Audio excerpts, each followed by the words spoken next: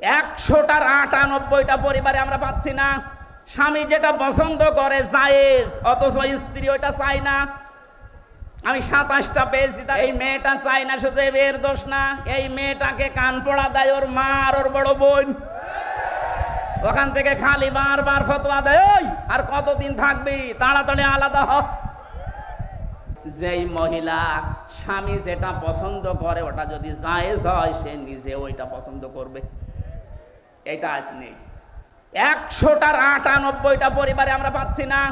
স্বামী যেটা পছন্দ করে জায়েজ, অথচ স্ত্রী ওইটা চায় না। আমি 27টা পেয়েছি, তার একটা বলছি। আমি সহ যত স্বামী এখানে বসে আছে, প্রত্যেকটা স্বামী পছন্দ করে এবং চায় যে বিয়ের পরে যেন আমার মা বাবা আমার সাথে থাকে। কথা বলে না কেন? তো 100টার 98টা পরিবারে এটা চায় না।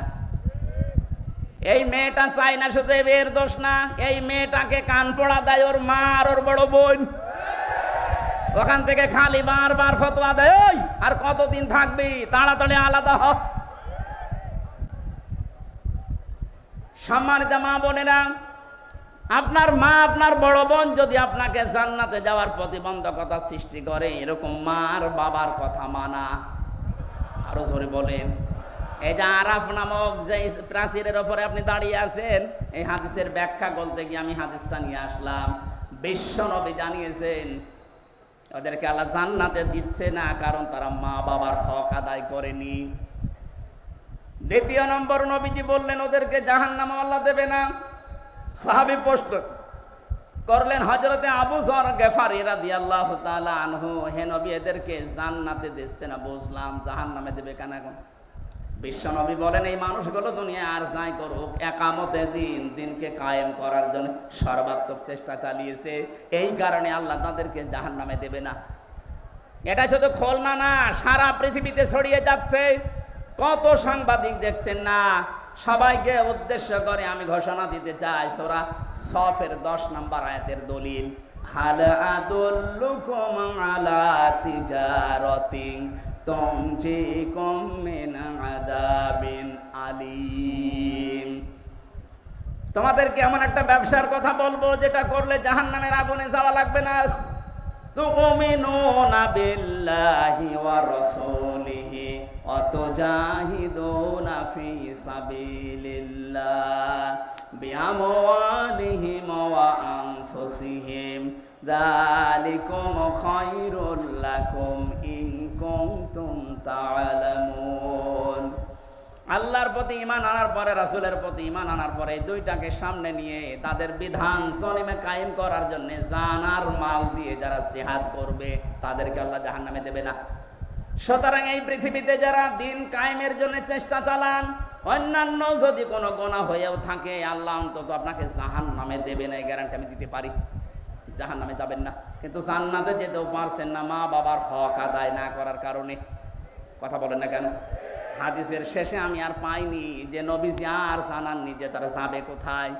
খুলনাবাসী জান্নাতেও যেতে পারছেন না মা বাবার হক আদায় না করার কারণে, জাহান্নামও আল্লাহ দেখছেন না একামতে দিনের দায়িত্ব পালন করার কারণে।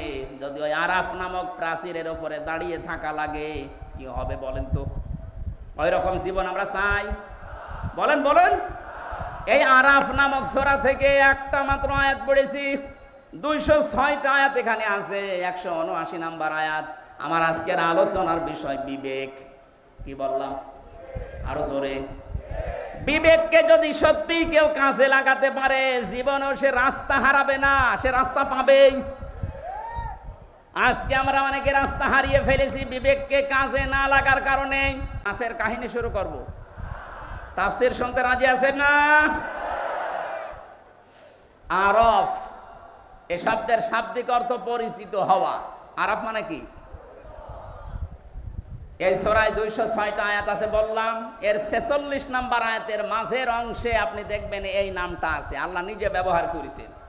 ওয়া বাইনাহুমা হিজাব ওয়া আলাল আ'রাফ। এই যে আরফ শব্দটা, এখান থেকে এর নামকরণ। এটা তাফসীরে ইবনে কাসির থেকে বলছে, মুফাসসির লিখেছেন ওয়া বাইনাহুমা হিজাব। এই আয়াতটা আল্লাহ কেন নাজিল করলেন জানেন? নবীজি ব্যাখ্যায় বলছিলেন কিয়ামতের দিন আল্লাহ বিশাল একটা প্রাচীর বানাবেন জান্নাত জাহান্নামের মাঝে। কিছু মানুষকে ওখানে দাঁড় করিয়ে দেবেন, এদেরকে আল্লাহ জাহান্নামেও দেবে না, জান্নাতেও দেবে না। সাহাবী প্রশ্ন করলেন হযরতে আবু যর রাদিয়াল্লাহু তাআলা আনহু, হে নবী, এরা জান্নাতে যাবে না, তার কারণ কি? বিশ্ব নবী জানিয়েছেন এরা জান্নাতে যাবে না এই কারণে মানুষগুলোর সব কাজ দুনিয়ায় ভালো ছিল, শুধু মা বাবার সাথে খারাপ আচরণ করত। এরকম আল্লাহর ওলি এখানে বসে নেই। এই কথা বলুন, আপনার পায়ে ধরে বলছি, আপনি এখনই শুধরান, এখনই থামেন। তামাম দুনিয়া ভর্তি নেকি নিয়ে আপনি হাজির হবেন কিয়ামতে, কিন্তু মা বাবার মনে যদি বৈধ কোনো কারণে কষ্ট দিয়ে থাকেন, আপনি লিখে নিতে পারেন, জান্নাত পাবেন না। নবীজি জানিয়েছেন হোমা জান্নাতুকা হোমা নারুকা, মা বাপ তোর জান্নাত, মা বাপ তোর জাহান্নাম। সুতরাং আমাদের আমল যদি, কাজ যদি এরকম কারো থেকে থাকে, সে যেন এক্ষুনি পাল্টিয়ে যায়। কথা বলেন না কেন? আর আমি যতদূর লেখাপড়া করেছি, আমি বাস্তবতা যতটুকু দেখছি, আমার বয়স অল্প আপনাদের চাইতে, আমার এখন 33 বছর, কিন্তু বাস্তব অভিজ্ঞতা আপনাদের অনেকের চাইতে আমার বেশি আছে। আমার মতো ঘোরাঘুরি আমার মুরব্বী জীবনে করেনি। আমি যত জায়গায় গেছি বাংলাদেশ সহ বিশ্বের, এ মুরব্বী এত বছর বয়সও মনে হয় অত জায়গার নামও শোনেনি। আমরা রাতের বেলা চলাফেরা করা মানুষ, রাতের বেলা আমরা দেখি তিনটা জিনিস বেশি দেখা যায় রাস্তায়, একটা বক্তা, একটা কুত্তা আর একটা পুলিশ। এখন পুলিশ একটু কম পাওয়া যাচ্ছে, কিন্তু বক্তা আর কুত্তা পাওয়া যাচ্ছে রাস্তায়।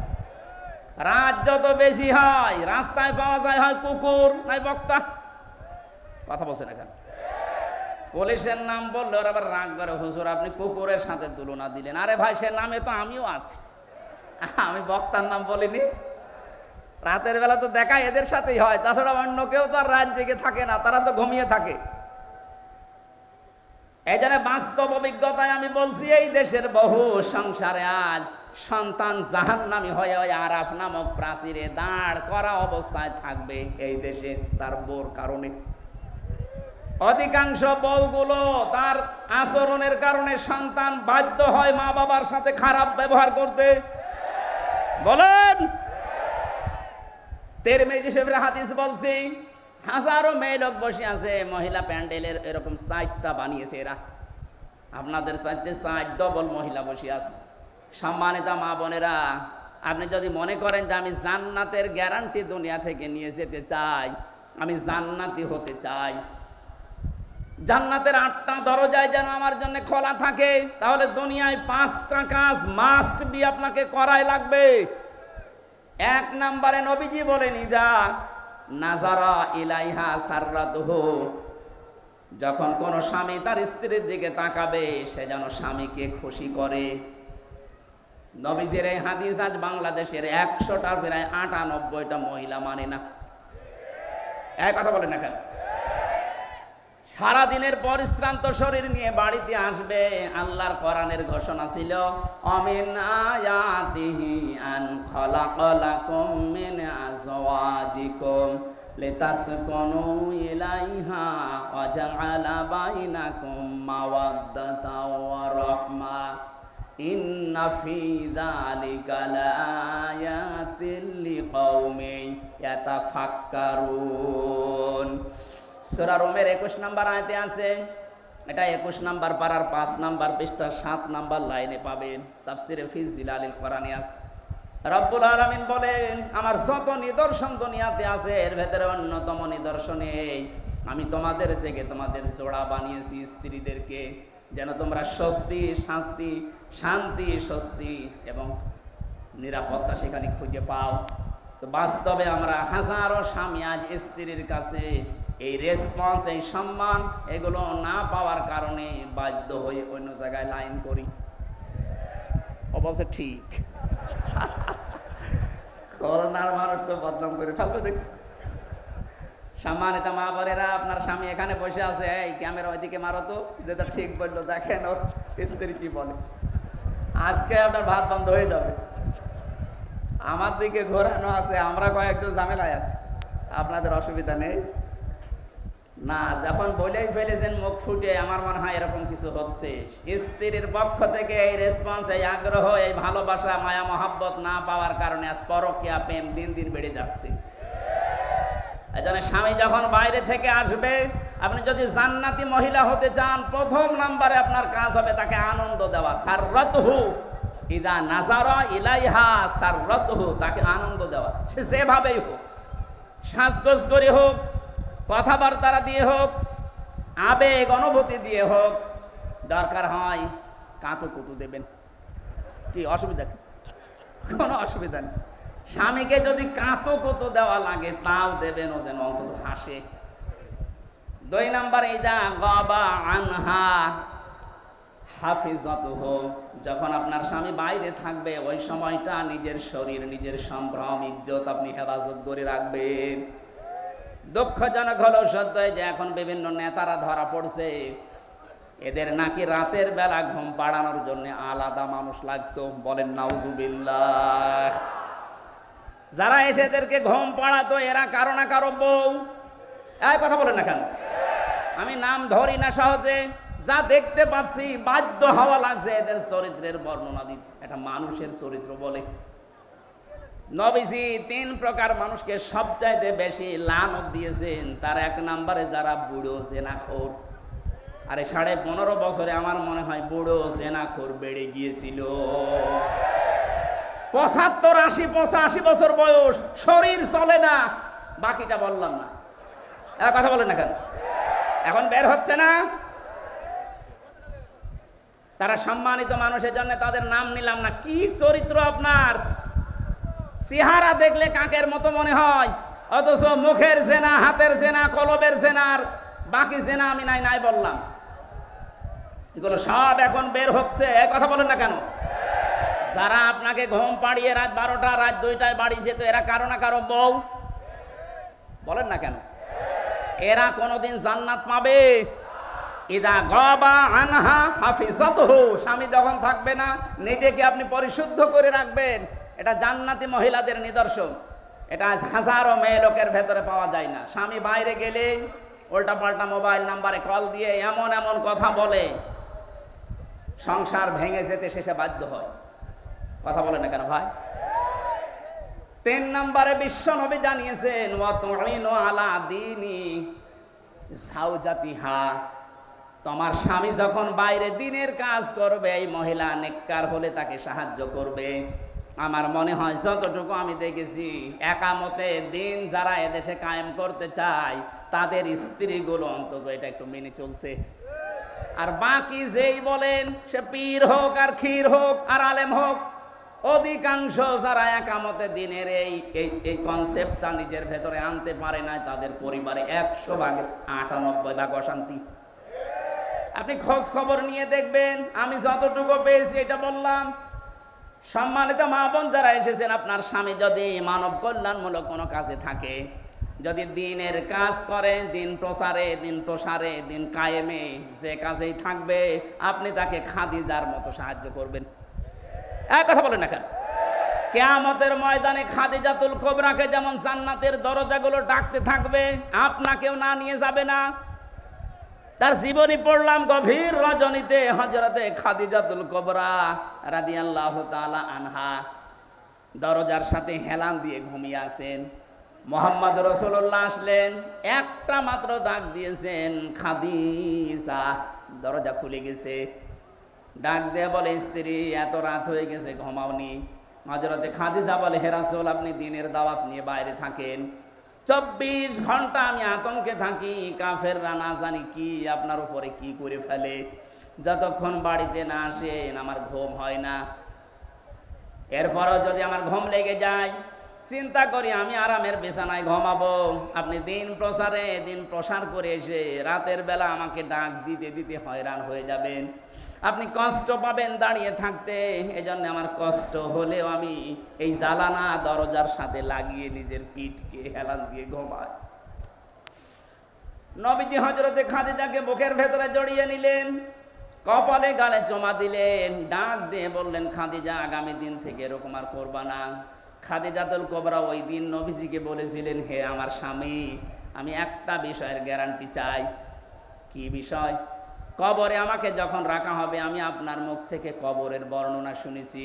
পৃথিবীর থেকে বিদায় নেওয়ার পর জান্নাতে যাবার আগ পর্যন্ত ভয়ঙ্কর একটা জায়গার নাম কবর। আপনি আমাকে আজকে একটু কথা দেন, কবরে দেওয়ার পরে যে ফেরেশতা আসবে তাদের যে প্রশ্নের উত্তর, এটা আমি খাদিজা আমি দিতে পারবো না, আমার নিজের প্রতি নিজের বিশ্বাস নেই, আপনি এই জবাবটা নিজে দিয়ে দেবেন।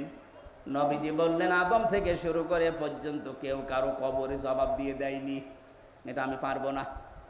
আপনি একটু লক্ষ্য করেন, এখানে নবীজি বললেন কি, আদম থেকে শুরু করে পর্যন্ত কেউ কারো কবরের জবাব দিয়ে দেয়নি, এটা আমি পারবো না। অথচ বাংলাদেশে বহু ভণ্ড পীর এটা ছড়িয়েই দিয়েছে, এ দরবারে মুরিদ হলে কবরের হিসাব ওরা কিসে দিয়ে দেবে। এটা যে পুরা প্রতারণা, বাটপারি, চিটারি, আর কারো কাছে ফতোয়া নেওয়া লাগবে? এই ভ্রান্ত ধারণায় যারা আছেন, এক্ষুনি আপনি থামবেন। কিসের পীর, কিসের বাবা? নবীজি নিজে তার স্ত্রীকে গ্যারান্টি দিতে পারছেন না। হযরতে খাদিজাতুল কুবরা বলেন, হে নবী, আপনি যদি আমাকে কিছুই না বলেন, এই যে আমি সেজদায় গেলাম, আমার মালিক যখন কিছু না জানাবে, যতক্ষণ আমি সেজদা থেকে মাথা তুলব না। নবীজিও দাঁড়িয়ে আছেন, হঠাৎ ফেরেশতা জিবরাইল এসে বলে, হে নবী, খাদিজাকে আপনি মাথা তুলতে বলেন, তার চোখের পানি আরশে মঞ্জুর হয়ে গেছে। আল্লাহ রাব্বুল আলামিন নিজে আপনাকে অর্ডার দিয়েছেন, খাদিজার প্রশ্নের জবাব আপনি দিয়ে দেবেন।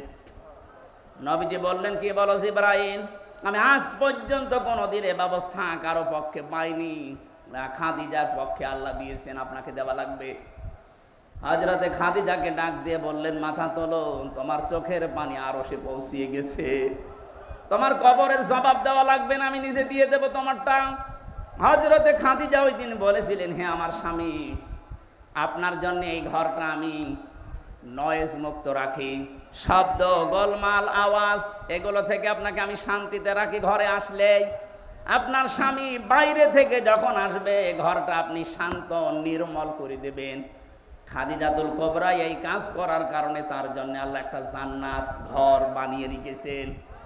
আপনি যদি আপনার স্বামী যখন বাইরে থাকবে কর্মজীবনে, দিনের কাজে, মানবতার কাজে, ভেতরে আসার সঙ্গে সঙ্গে যেন একটা স্বচ্ছ, নির্মল, শান্ত একটা ঘর উপহার পায়, আপনাকেও খাদিজার মতো আল্লাহ একটা ঘর জান্নাতে বানিয়ে দেবেন। খাদিজা ওই দিন বলেছিলেন, হে রাসূল, আমি আপনার কাছে জানতে চাই, আপনার যে জুব্বা মোবারক আছে, এইটা দিয়ে আমার কাফন বানাবেন। ঠিক আছে, এটা তো আমার আন্ডারে, আমি দিয়ে দিলাম। 2 নম্বরে, আল্লাহ জান্নাতের দরজা খোলা রাখবেন, যেই মহিলা স্বামী যেটা পছন্দ করে ওটা যদি জায়েজ হয়, সে নিজে ওইটা পছন্দ করবে। এটা আজ নেই। 100টার 98টা পরিবারে আমরা পাচ্ছি না, স্বামী যেটা পছন্দ করে জায়েজ, অথচ স্ত্রী ওইটা চায় না। আমি 27টা পেয়েছি, তার একটা বলছি। আমি সহ যত স্বামী এখানে বসে আছে, প্রত্যেকটা স্বামী পছন্দ করে এবং চায় যে বিয়ের পরে যেন আমার মা বাবা আমার সাথে থাকে। কথা বলেন না কেন? তো 100টার 98টা পরিবারে এটা চায় না। এই মেয়েটা চায় না, শুধু এই মেয়ের দোষ না, এই মেয়েটাকে কান পড়া দেয় ওর মা আর ওর বড় বোন। ওখান থেকে খালি বারবার ফতোয়া দেয়, ওই আর কতদিন থাকবি, তাড়াতাড়ি আলাদা হ। সম্মানিত মা বোনেরা, আপনার মা, আপনার বড় বোন যদি আপনাকে জান্নাতে যাওয়ার প্রতিবন্ধকতা সৃষ্টি করে, এরকম মার বাবার কথা মানা। আরো জোরে বলেন। এই যে আরাফ নামক যে প্রাচীরের ওপরে আপনি দাঁড়িয়ে আছেন, এই হাদিসের ব্যাখ্যা বলতে গিয়ে আমি হাদিসটা নিয়ে আসলাম। বিশ্ব নবী জানিয়েছেন, ওদেরকে আল্লাহ জান্নাতে দিচ্ছে না কারণ তারা মা বাবার হক আদায় করেনি। 2 নম্বর, নবীজি বললেন ওদেরকে জাহান্নামে আল্লাহ দেবে না। সাহাবী প্রশ্ন করলেন, হযরতে আবু যর গেফারী রাদিয়াল্লাহু তাআলা আনহু, হে নবী, এদেরকে জান্নাতে দিচ্ছে না বুঝলাম, জাহান্নামে দেবে কেন এখন? বিশ্ব নবী বলেন, এই মানুষগুলো দুনিয়া আর যাই করুক, একামতে দিনকে কায়েম করার জন্য সর্বাত্মক চেষ্টা চালিয়েছে, এই কারণে আল্লাহ তাদেরকে জাহান্নামে দেবে না। এটা শুধু খুলনা না, সারা পৃথিবীতে ছড়িয়ে যাচ্ছে।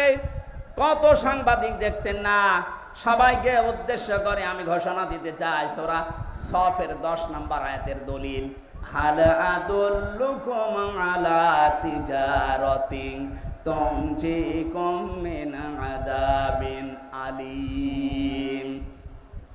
তোমাদেরকে এমন একটা ব্যবসার কথা বলবো যেটা করলে জাহান্নামের আগুনে যাওয়া লাগবে না।